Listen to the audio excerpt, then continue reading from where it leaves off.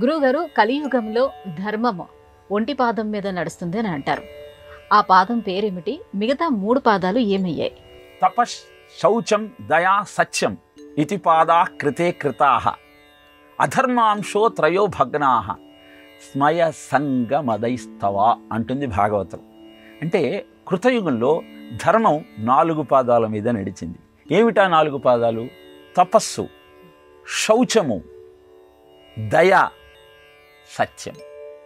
ఇలా ఈ 4 పాదాలు ధర్మదేవతకు 4 కాళ్ళు. వీటిని ఎప్పుడైతే మనం విస్మరిస్తూ ఉన్నామో అప్పుడు కలియుగంలో ధర్మం ఒకటే పాదం సత్యం మీద నిలబడింది.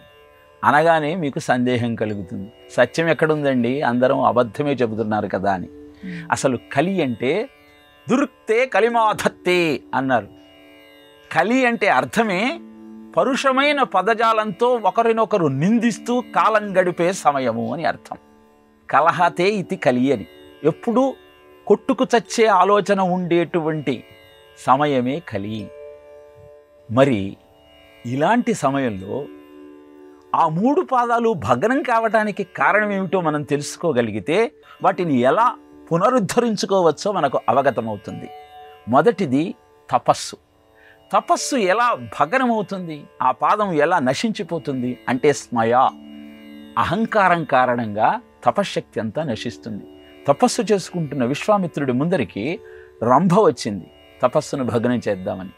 ఈయనకు కోపం వచ్చింది.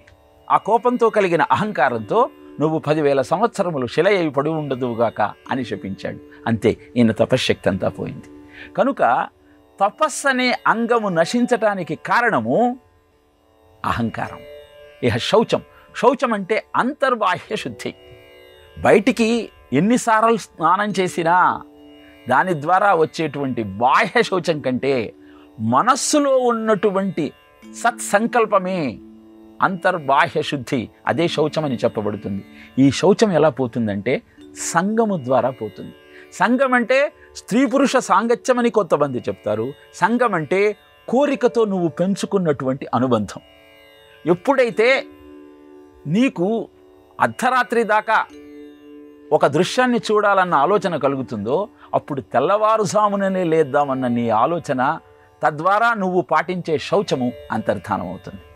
అలానే దయాగుణము నీలో మదం పెరిగితే అంతమైపోతుంది. కనుక అహంకారాన్ని, విషయోపభోగముల పట్ల ఆసక్తిని, మదాన్ని నువ్వు వదులుకోగలిగితే ఆ 3 పాదాలను పునరుద్ధరించుకోవచ్చు. కలియుగంలో ఈ సత్యమనే పాదాన్ని కబళించాలని చూస్తున్న కలిపురుషుడి యొక్క బాధ నుంచి బయటపడాలి అంటే ఆ కొండల రాయుడిని ఆశ్రయించాలి.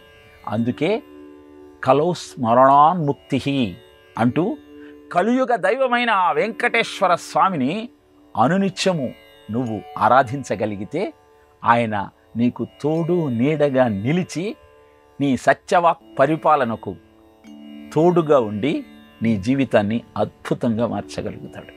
అందుకే కలియుగంలో ధర్మం ఒకే పాదం మీద ఉంటుంది అంటే సత్యమనే పాదం మీద నిలబడాల్సినటువంటి ఈ కలియుగ ధర్మం కూడా కలిపురుషుడి యొక్క చర్యల వలన అంతమవుతున్న నేపథ్యంలో దాని నుంచి బయటపడటం కోసం ఆ స్వామిని ఆరాధించే ప్రయత్నం చేద్దాం.